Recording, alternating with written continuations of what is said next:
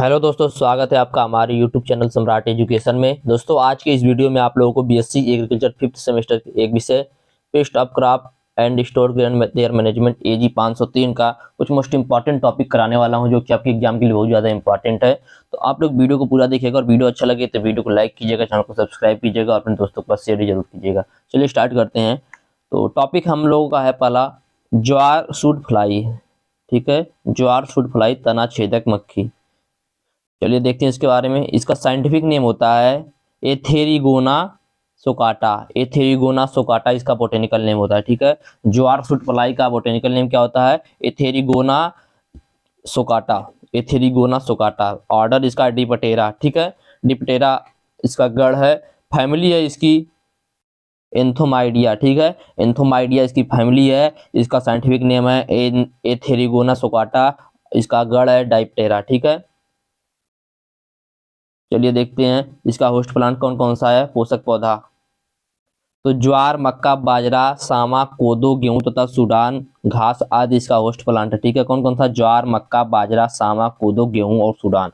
इसका क्या host plant है? डिस्ट्रीब्यूशन मतलब कहाँ कहाँ पर यह पाया जाता है? तो यह उन सभी क्षेत्रों में पाई जाती है जहाँ ज्वार और बाजरा की खेती की जाती है। ठीक है, यह जहाँ पर ज्वार बाजरा की खेती की जाती है वहाँ पर सभी जगहों पर यह पाई जाती है। आगे देखेंगे इसके नेचर का डैमेज। ठीक है, क्षति की प्रकृति। तो इस कीट के सुंडी, ठीक है, सुंडी होता है इस कीट का, वह हानिकारक होता है, जिनका प्रकोप फसल उगने के एक हफ्ता बाद नष्ट करना प्रारंभ करता है। ठीक है, यह जो कीट होते हैं इनका जो सुंडी होता है, मैगट बोल सकते हैं उसको, यह हानिकारक होता है, जिनका प्रकोप फसल उगने के एक हफ्ते बाद से शुरू हो जाता है। एक हफ्ते बाद से फसल को नष्ट करना प्रारंभ कर देते हैं। एक माह तक काफी क्षति करते हैं। इसके बाद मैगट कोमल तने के अंदर घुस जाता है, जिससे डेड हार्ट हो जाता है। ठीक है, जिससे क्या होता है? डेड हार्ट हो जाता है, जिसके कारण प्रतिवर्ष 60 से 90% तक की उपज में कमी आ जाती है। कितने प्रतिशत कमी आ जाती है? 60 से 90% तक की उपज में कमी आ जाती है। तो यहाँ तक आपने क्या देखा क्षति की प्रकृति में कि यह जो कीट होते हैं इसकी जो सुंडी होती है वही हानिकारक होती है, जिसका प्रकोप फसल उगने के एक सप्ताह से ही शुरू हो जाता है। फसल उगने के एक सप्ताह बाद ही यह नष्ट करना प्रारंभ करती है तथा एक माह तक काफी क्षति करती है। इसके जो मैगट होते हैं इन पौधों को क्षति करने के बाद कहाँ चले जाते हैं? कोमल तने के अंदर घुस जाते हैं, जिससे डेड हार्ट हो जाता है, जिसके कारण 60 से 90% तक की उपज में कमी आ जाती है। चलिए आगे चलते हैं। जीवन चक्र, जीवन चक्र देखेंगे इनका। ठीक है, तो इनके जीवन चक्र में भी 4 अवस्थाएं होती है। कितनी अवस्थाएं होती है इनके जीवन चक्र में? 4 अवस्थाएं होती है। एग, मैगट, प्यूपा और अडल्ट। ठीक है, इनके जीवन चक्र में 4 अवस्थाएं होती है। एग, मैगट, प्यूपा और अडल्ट। तो एग के बारे में सबसे पहले देखते हैं। तो मादा मक्खी मैथुन के पश्चात प्राय सुबह के समय एक एक करके पत्तियों की निचली सतह में, पंक्तियों में अथवा पौधे के सतह के पास जमीन पर अंडे देती है। ठीक है, मादा मक्खी जो होती है वो मैथुन के पश्चात सुबह के समय एक एक करके पत्तियों की निचली सतह में, पंक्तियों में अथवा पौधे के सतह के पास जमीन पर अंडे देती है। मादा मक्खी अपने जीवन काल में कुल 20 से 40 अंडे देती है। ठीक है, कितने अंडे देती है? 20 से 40 अंडे देती है। प्रारंभ में अंडे दूधिया सफेद रंग के होते हैं, जो बाद में धूसर रंग के हो जाते हैं। अंडे प्राय 2 से 3 दिन बाद फूट जाते हैं। अंडे होते हैं प्राय कितने दिन बाद फूट जाते हैं? 2 से 3 दिन बाद फूट जाते हैं। यहाँ इसका लाइफ साइकिल आप लोग देख सकते हैं। एग, एग के बाद क्या आता है? लार्वा, लार्वा को बोला जाता है माइग्रेट। ठीक है, उसके बाद प्यूपा, प्यूपा के बाद अडल्ट। तो यह इनका लाइफ साइकिल है। चलिए आगे चलते हैं, देखेंगे लाइफ हिस्ट्री। ठीक है, life history, life history of Atherigona soccata. तो मैगट के बारे में अब देखेंगे। मैंने पहले आप लोगों को बताया किस बारे में? एग के बारे में। अब किस बारे में पढ़ेंगे? मैगट के बारे में। मैगट को क्या बोला जाता है? तो मैगट को लार्वा बोला जाता है। ठीक है, तो मैगट जो होता है इसका लार्वा जो होता है सफेद रंग का होता है तथा उसकी टांगे नहीं होती। लार्वा सफेद रंग का होता है तथा उसकी टांगे नहीं होती हैं। यह भूतक कर चलता है। ठीक है, भूतक कर चलता है मतलब कूद कूद कर चलता है। अंडे से निकलने के बाद मैगट 3 बार त्वचा निर्मोचन करके 7 से 8 सप्ताह में पूर्ण रूप से विकसित हो जाता है। ठीक है, अंडे से निकलने के बाद जो मैगट होता है, जो लार्वा होता है, वो क्या करता है? तीन बार त्वचा निर्मोचन करता है। उसके बाद 7 से 8 दिन बाद वह पूर्ण रूप से विकसित हो जाता है। पूर्ण विकसित मैगट लगभग 7 से 7.5 mm लंबा होता है। ठीक है, उसके बाद प्यूपा में बदल जाता है। प्यूपा को बोला जाता है क्रीमिकस। ठीक है, क्रीमिकोस। तो पूर्ण विकसित मैगट तने के अंदर पौधे के जड़ वाले हिस्से के पास कोशावस्था में बदलता है, मतलब प्यूपल अवस्था में परिवर्तित हो जाता है। यह लाल भूरे रंग का होता है। प्यूपल अवस्था में जब ये होते हैं तो लाल भूरे रंग के होते हैं। कोशावस्था में लगभग 7 से 8 दिन में पूरी हो जाती है। ठीक है, इनकी जो कोशावस्था है प्यूपल स्टेज वो 7 से 8 दिन में पूरी हो जाती है। प्रौढ़ मक्खी छोटी काले रंग की होती हैं। जो उनकी प्रौढ़ मक्खी होती है वह छोटे काले रंग की होती हैं, जिसके शरीर के ऊपरी सतह पर काले धब्बे होते हैं। इनके शरीर के ऊपरी सतह पर क्या होते हैं? काले धब्बे होते हैं। ये 4.4 से 5 एम तक लंबी होती हैं। प्रौढ़ मक्खी प्राय एक सप्ताह तक जीवित रहती है। ठीक है, प्रौढ़ मक्खी होता है, अडल्ट जो मक्खी होती है वो प्राय 1 सप्ताह तक जीवित रहती है। इनका जीवन चक्र 18 से 22 दिनों में पूरा हो जाता है। यह जो मक्खी है इसका जो जीवन चक्र है वो कितने दिनों में पूरा हो जाता है? 18 से 22 दिनों में पूरा हो जाता है तथा इसकी वर्ष में कई सारी पीढ़ियां बीत जाती हैं। जब एक इसका जीवन का 18 से 22 वर्ष में हो जाएगा तो कितनी पीढ़ियां बीत जाएंगी आप लोग समझ सकते हैं। तो ये मैंने आप लोग को इसका लाइफ हिस्ट्री बता दिया। आगे देखेंगे मैनेजमेंट, इसका हम लोग प्रबंध कैसे कर सकते हैं। ठीक है, तो बुआई के समय बीज दर 10 केजी प्रति हेक्टेयर से बढ़ाकर 12 केजी के प्रति हेक्टेयर के हिसाब से बोना चाहिए। ठीक है, बुआई के समय जो बीज हो उसको 10 केजी प्रति हेक्टेयर से बढ़ाकर 12 केजी प्रति हेक्टेयर से बोना चाहिए। इससे कुछ पौधों को नुकसान हो जाएगा तो भी कुछ पता रहेगा। ठीक है, अगला है कीट ग्रसित पौधे को उखाड़ कर नष्ट कर देना चाहिए। जिसमें कीट लग गया उसको उखाड़ कर नष्ट कर देना चाहिए। बीजों को कार्बोफोरान से उपचारित करके बोना चाहिए। ठीक है, इसका जो बीज उसको कार्बोफोरान से उपचारित करके बोना चाहिए। फसल बोते समय फोरेट ग्रेथ्यूल की 10 केजी प्रति हेक्टेयर की मात्रा से कूड़ में प्रयोग करना चाहिए। ठीक है, 10 केजी प्रति किलोग्राम की मात्रा कहाँ प्रयोग करना चाहिए? कूड़ में प्रयोग करना चाहिए। अगला है फसलों पर क्लोरपेटिफास, ठीक है, क्लोरोपेटिफास 0.05% का छिड़काव करना चाहिए। ठीक है, और रोग प्रतिरोधी किस्मों को उगाना चाहिए। तो इस प्रकार हम लोग इसका मैनेजमेंट कर सकते हैं। ठीक है, तो यह आपका एक जो था वह खत्म हो गया। चलिए देखते हैं दूसरा, हम लोग देखेंगे पिंक बॉल वार्म के बारे में। ठीक है, पिंक बॉल वार्म के बारे में, जिसको गुलाबी सुंडी बोला जाता है। ठीक है, इसको हिंदी में बोला जाता है गुलाबी सुंडी। तो इसका बोटेनिकल नेम होता है पेक्टिनोफोरा या पेक्टिनोफॉस भी इसको कहीं कहीं पे बोला जाता है, कहीं कहीं पे पेक्टिनोफोरा बोला जाता है। ठीक है, तो पेक्टिनोफोरा गॉसिपिएला इसका बोटेनिकल नेम या साइंटिफिक नेम बोल सकते हैं। इसका साइंटिफिक नेम क्या है? पेक्टिनोफोरा गॉसिपिएला। पेक्टिनोफोरा गॉसिपिएला इसका बोटेनिकल नेम या साइंटिफिक नेम है। फैमिली इसकी कौन सी है? तो फैमिली इसकी गेलिचिडी फैमिली है इसकी। ऑर्डर इसका है लेपिडोप्टेरा। ऑर्डर मतलब गढ़ बोल सकते हैं, क्या है? लेपिडोप्टेरा। तो इतना आप लोग जान गए। इसका बोटेनिकल नेम क्या आता है? इसका बोटेनिकल नेम होता है पेक्टिनोफोरा गॉसिपिएला। फैमिली होती है गेलिचिडी, ऑर्डर होता है लेपिडोप्टेरा। होस्ट प्लांट की बात करें तो इसका भिंडी और कपास होस्ट प्लांट है। ठीक है, होस्ट प्लांट कौन सा है? भिंडी और कपास है। इसके क्षति की प्रकृति चलिए देखते हैं अब। तो पिंक वाल वर्म कपास के सबसे अधिक नुकसान पहुंचाने वाले पीड़कों में से एक है। पहले थोड़ा सा इसके बारे में मैं जानकारी दे देता हूँ। यह जो पिंक वाल वर्म है यह कपास के सबसे अधिक नुकसान पहुंचाने वाले पीड़कों में से एक है। यह क्षति दुबले पतले कैटरपिलर के कारण होती है। यह जो क्षति होती है दुबले पतले कैटरपिलर के कारण होती है, जो प्ररोह मुकुलों, फूलों और बालों और बीजों में सुराख करके घुस जाता है, जिसके कारण यह पौधे से झड़ जाता है। और कैटरपिलर बालों के भीतर भरण करते हैं, जिसके कारण बालों का आकार कम हो जाता है और वह खराब हो जाता है। बीज का तैलीय अंश अत्यधिक कम हो जाता है। तो यह तो क्या छोटा छोटा सा इसके बारे में मैंने बता दिया कि ये इसका नेचुरल डैमेज। चलिए देखते हैं हम। तो यह कपास का सबसे हानिकारक कीट है। ठीक है, यह जो पिंक वालवार में कपास का सबसे हानिकारक कीट है, जो ट्रॉपिकल और सब ट्रॉपिकल दोनों जगहों पर बड़े पैमाने पर पाया जाता है।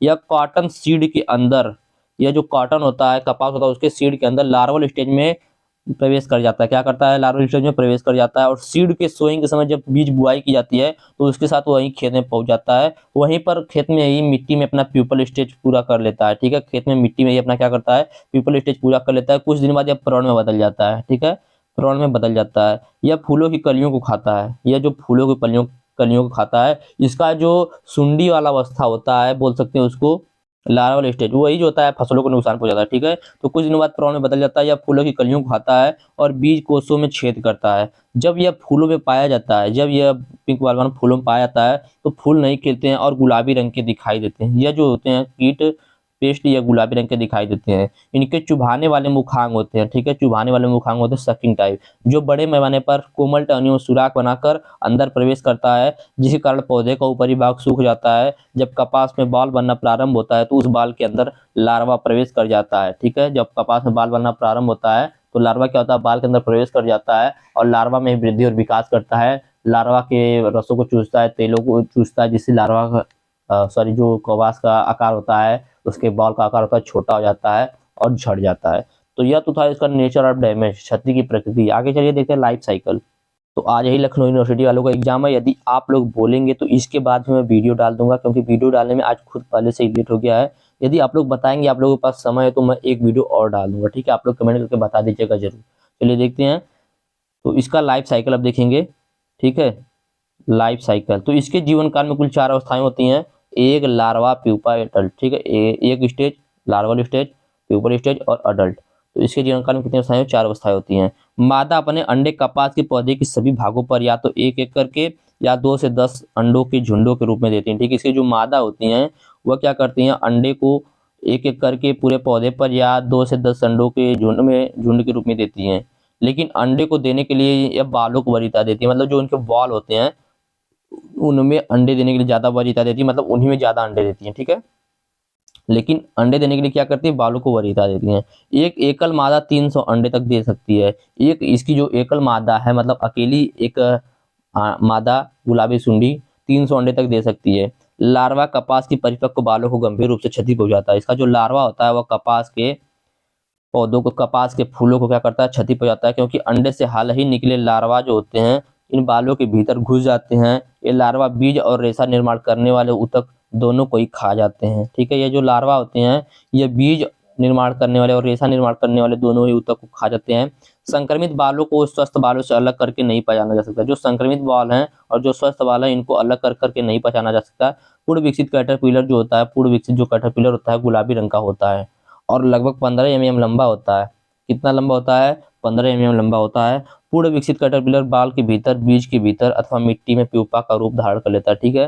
पूर्ण विकसित कैटरपिलर जो होता है वो बाल के भीतर, बीज के भीतर अथवा मिट्टी में प्यूपा का रूप धारण कर लेता है। तो यह तो था इसका लाइफ हिस्ट्री। इसके जीवन काल में कुल 4 अवस्थाएं होती हैं। इसका जो सुंडी वाला स्टेज होता है, लार्वल स्टेज होता है, वही सबसे ज्यादा फसलों को नुकसान हो जाता है। वह फसलों के अंदर, बाल के अंदर घुस जाता है, जो उससे क्या करता है, उसके जो बाल बनाने वाले ऊतक होते हैं और जो उसमें रेशा बनाने वाले ऊतक होते हैं दोनों को खा जाता है, जिससे ये सब नहीं बन पाता।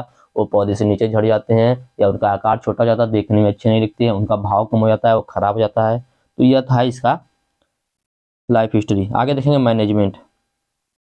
तो सबसे तो जो बेसिक पॉइंट होता है मैंने आप लोग बताया हुआ है कि सबसे पहले आप लिखेंगे कि इसके लिए मैं बीज प्रतिरोधी किस्मों को बोना चाहिए, प्रकाश प्रपंच लगाना चाहिए। तो यहाँ पर प्रकाश प्रपंच नहीं लगाएंगे, आप बोलेंगे कि हमें रोग प्रतिरोधी किस्मों को बोना चाहिए। बुआई से पहले बीज उपचार करनी चाहिए। तो चलिए देखते हैं। बीजों को कार्बन डाइसल्फाइड अथवा मिथाइल ब्रोमाइड को 5 मिली प्रति 100 किलोग्राम बीज की दर से धूमित करना चाहिए, ठीक है। बीज जो है उनको कार्बन डाइसल्फाइड या मिथाइल ब्रोमाइड के 5 मिली प्रति 100 किलोग्राम बीज की दर से धूमित करना चाहिए। संक्रमित फसलों पर 350 से 400 ml, ठीक है। जो संक्रमित फसल है उस पर 350 से 400 ml फास्फेडिमान, ठीक है, फास्फेडिमान 100 ईसी तथा 2 से 5 लीटर एंडोसल्फान 35 ईसी को 1000 लीटर पानी में घोलकर प्रति हेक्टेयर की दर से हर 15 दिन के बाद जुलाई से लेकर सितंबर तक छिड़काव करना चाहिए, ठीक है। क्योंकि इस समय इनका जो प्रकोप होता है वह बहुत ज़्यादा होता है। तो मैंने क्या होता है, जो भी संक्रमित फसल है उस पर 300 से 400 ml क्या करेंगे, फास्फेडिमान 100 ईसी तथा 2 से 5 लीटर एंडोसल्फान 35 ईसी को 1000 लीटर पानी में घोलकर प्रति हेक्टेयर हर 15 दिन बाद जुलाई से लेकर सितंबर तक छिड़काव करेंगे, जिससे क्या होगा, इस रोग से छुटकारा मिल जाएगा। या जो कीट होते हैं या जो पेस्ट होते हैं या इसी टाइम सबसे ज्यादा नुकसान पहुंचाते हैं। तो यह दोनों के बारे में हो गया। चलिए के बारे में थोड़ा सा मैं आप लोग लेक्चर के माध्यम से बता देता हूँ, क्योंकि मैंने जल्दी जल्दी बता दिया। 13 मिनट में ही मैंने 2 टॉपिक को क्लियर कर दिया है जल्दी जल्दी से, क्योंकि एग्जाम में इसलिए मैं जल्दी जल्दी बता रहा हूँ, नहीं तो मैं इसको 10 मिनट में बताता। तो आप लोग समझ ही रहे होंगे। चलिए चलते हैं, देखते हैं अगला। छोटा छोटा देखेंगे, थोड़ा थोड़ा, ठीक है। पूछता है अन्न भंडारण के हानिकारक कीटों का जीवन चक्र, क्षति का प्रकृति और पहचान के उल्लेख कीजिए, ठीक है। तो चलिए देखते हैं। भंडारित अनाज पिष्ट क्या होता है, कीट क्या होते हैं, सबसे पहले जानकारी लेंगे। तो भंडारित अनाज को नुकसान पहुंचाने वाले कीटों में अधिकतम कीट ऐसे होते हैं जो अनाज को खराब करके उसमें अपना जीवन चक्र पूरा करते हैं। एक कीट प्रायः अधिक हानिकारक होते हैं। कीटों के प्रकोप से जहां एक और समाज को सीधा नुकसान पहुंचता है, वहीं दूसरी ओर प्रकोपित अनाज में ऊष्मा एवं नमी की वृद्धि होने से उनमें कवक और फफूंदी का भी प्रकोप आरंभ हो जाता है। इससे अनाज घातक विष यथा एफ्टालिक्स, एर्गट, सिटिनिन एवं सिटिविरिडीन उत्पन्न होते हैं, जो स्वास्थ्य की दृष्टि से अत्यंत घातक होते हैं, ठीक है। तो भंडार गृहों में अनाज को प्रकोपित करने वाले प्रमुख कीट, उनके द्वारा पहुंचाने वाली क्षति, पहचान, जीवन चक्र आदि के बारे में संक्षेप में जानकारी हम लोग लेंगे। सबसे पहले देखेंगे ग्रेन बीटल के बारे में, अनाज की सुरसरी के बारे में। ग्रेन बीटल जो कि बोला था इसको अनाज की सुरसरी, इसका वैज्ञानिक नाम होता है साइटोफिलस ओरिडजी। साइटोफिलस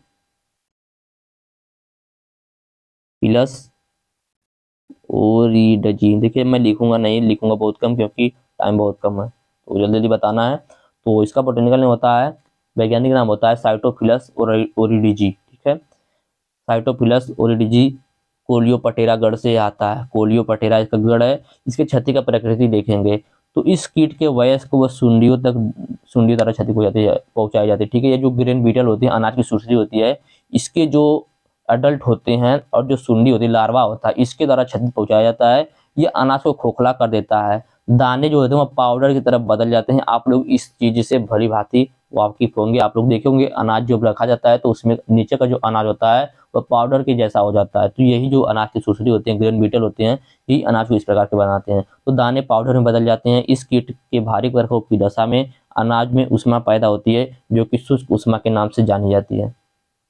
आगे जानेंगे आइडेंटिटी पहचानने का कैसे करेंगे। तो इस कीट का आकार 3 mm होता है, 3 मिलीमीटर होता है। वयस्क कीट घून होती हैं। इसकी जो वयस्क कीट होते हैं वो घून आप लोग तो देखे होंगे, वही होता है जिसमें विशेष प्रकार की चोंच पाई जाती है। इनके एंटनी मुड़े हुए होते हैं। इनका रंग लाल भूरे कतई से लेकर लगभग काला होता है। इनका जो रंग होता है वह लाल भूरे कतई से लेकर लगभग काला होता है। इसके होस्ट प्लांट होते हैं गेहूं, चावल, मक्का, ज्वार, कभी कभी धान पे भी ये अपना प्रकोप दिखा देते हैं, ठीक है। ये जो ग्रेन बीटल है कहाँ कहाँ पर इसके पोषक पौधे कौन कौन से हैं, गेहूं, चावल, मक्का, ज्वार और कभी कभी यह धान पर भी अपना प्रकोप दिखाते हैं। इनका लाइफ साइकिल देखेंगे, जीवन चक्र देखेंगे तो इसकी मादा कीट दाने में सुराग बनाकर परभासी सफेद अंडे देती है। उसके उपरांत श्लेष्मी स्राव से इस छिद्र को भर देती है, ठीक है। जो श्लेष्मी स्राव निकलता है उससे इस छिद्र को भर देती है, जिस छिद्र को करके वो अंदर प्रवेश करती है। अंडे एक एक करके दिए जाते हैं। एक मादा अपने जीवन काल में 150 से 250 अंडे तक देती है। इन अंडों में 5 से 7 दिनों में गर्भ निकलता है, जो कि टांग रहित मांसल एवं वक्राकार होता है। गर्भ अवस्था 20 दिन तक रहती है। यह अनाज में ही प्यूपा बना लेता है। इसकी जो प्यूपा अवस्था होती है 3 से 6 दिन तक की होती है। जब विकास पूरा हो जाता है तो वयस्क बाहर निकल आता है तथा यह अनाज में गोलाकार छिद्र छोड़ देता है। वयस्क का जीवन 3 से 5 माह होता है। 1 वर्ष में इनकी 5 से 6 पीढ़ियां पाई जाती हैं। तो यह था ग्रेन बीटल के बारे में, अनाज की सुरसुरी के बारे में, जो कि मैंने आप लोगों को बताया। अनाज की सुरसुरी के बारे में बार बार पूछता है। आगे देखेंगे थोड़ा सा खपरा भृंग के बारे में, ठीक है। खपरा भृंग को बोला जाता है खपरा बीटल, खपरा बीटल। तो इसका वैज्ञानिक नाम होता है ट्रोगाडर्मा ग्रेनेरियम, ट्रोगाडर्मा ग्रेनेरियम। इसका नेचर होता है डैमेज का। यह एक महत्वपूर्ण खाद्यान्न नाशी कीट होता है। यह प्राय दाने के अंकुर भाग को खरोच कर उसे क्षतिग्रस्त करता है। जो दाने होते हैं उनके अंकुर भाग को क्या करता है, खरोच कर क्षतिग्रस्त करता है, नुकसान पहुंचाता है। यह अनाज को छिलके में बदल देता है, अनाज जो होते हैं उनको छिलके में बदल देता है। प्राय इसके रोम व निर्मोचित त्वचा से अनाज में गंदगी पैदा हो जाती है और वह बाजार में बेचने के लिए अनुपयुक्त हो जाता है। गर्भ की अत्यधिक भरमार से भंडार गृहों में अस्वच्छता की स्थिति उत्पन्न होती है, ठीक है। इसकी पहचान कैसे कर सकते हैं, तो इसके पहचान के लिए आप लोग समझिएगा कि कीट आहार में 1.5 से 3 मिलीमीटर देखने में उत्तल, गोल, सिर, वक्ष और उदर में व्यवहार तथा कोई स्पष्ट विभक्ति नहीं होती इनमें, ठीक है। वैसे कीट आहार में 1.5 से 3 मिलीमीटर देखने में उत्तल, गोल, सिर, वक्ष और उदर में व्यवहार तक कोई भी स्पष्ट विभक्ति नहीं होती, मतलब कोई खंड नहीं होता है। इनके उदर का आकार अपेक्षाकृत बड़ा होता है। लैंगिक द्विरूपता स्पष्ट दिखाई पड़ता है। प्रायः नर मादाओं से आकार में अपेक्षाकृत छोटा होता है। यह नर मादा से आकार में अपेक्षाकृत छोटा होता है। ग्रब जो होता है, ग्रैप, वो प्रायः भूरे रंग के होते हैं, जिनके शरीर पर दोनों ओर काले भूरे रंग के गुच्छेदार रोए होते हैं और इनके पिछले भागों में रोओं का एक अजीब तरह का पूछनुमा गुच्छा होता है। ग्रब का आकार प्राय 4 से 5 मिलीमीटर होता है, ठीक है। तो इस प्रकार इसको आप लोग पहचान सकते हैं। इसका होस्ट प्लांट है या होस्ट ग्रेन है, ठीक है। पोषक अनाज है गेहूं, मक्का, ज्वार, दाल, तिलहन और उनकी खलियां, ठीक है। गेहूं, मक्का, ज्वार, दाल, तिलहन और उनकी खलियां। लाइफ साइकिल देखेंगे तो यह कीट मूलतः पंजाब से फैला तथा आज संपूर्ण भारतवर्ष में पाया जाता है। यह जो खपरा भृंग है यह कहाँ से फैला, पंजाब से फैला है और आज संपूर्ण भारतवर्ष में पाया जाता है। मादा कीट लगभग 80 से 125 अंडे देती है। अंडे से निकलने वाले ग्रेप काफी सक्रिय होते तथा मुक्त रूप से चलते फिरते रहते हैं, ठीक है। एक दोनों को यह खाते रहते हैं, यह एक दूसरे को भी खा जाते हैं। नर ग्रब 20 से 30 दिन तक तथा मादा ग्रब 20 से 40 दिनों में पूर्ण रूप से विकसित हो जाते हैं। प्यूपावस्था दानों के मध्य बनती है, जो कि 4 से 6 दिनों तक रहती है। अडल्ट कीड़े जो होते हैं वो 14 दिनों तक जीवित रहता है तथा यह हानिकारक नहीं होता। अडल्ट इनका जो कीट होता है वो हानिकारक नहीं होता है। 1 वर्ष में इन कीटों की 4 से 5 पीढ़ियां पाई जाती है। तो यह था अनाज की खपरा भृंग के बारे में, अनाज की सुरसुरी के बारे में। तो 2 चीजों के बारे में मैंने बताया और वीडियो हो गया है 20 मिनट का। तो अब नहीं बताएंगे आगे, अगला ही आप लोगों के पास समय है तो आप लोग कमेंट करेंगे तो मैं आज अभी इसके बाद वीडियो बना दूंगा, ठीक है। उम्मीद करते हैं वीडियो आप लोगों को अच्छा लगा होगा। वीडियो अच्छा लगा तो वीडियो को लाइक कीजिएगा, चैनल को सब्सक्राइब कीजिएगा, अपने दोस्तों के पास शेयर जरूर कीजिएगा। धन्यवाद, जय हिंद।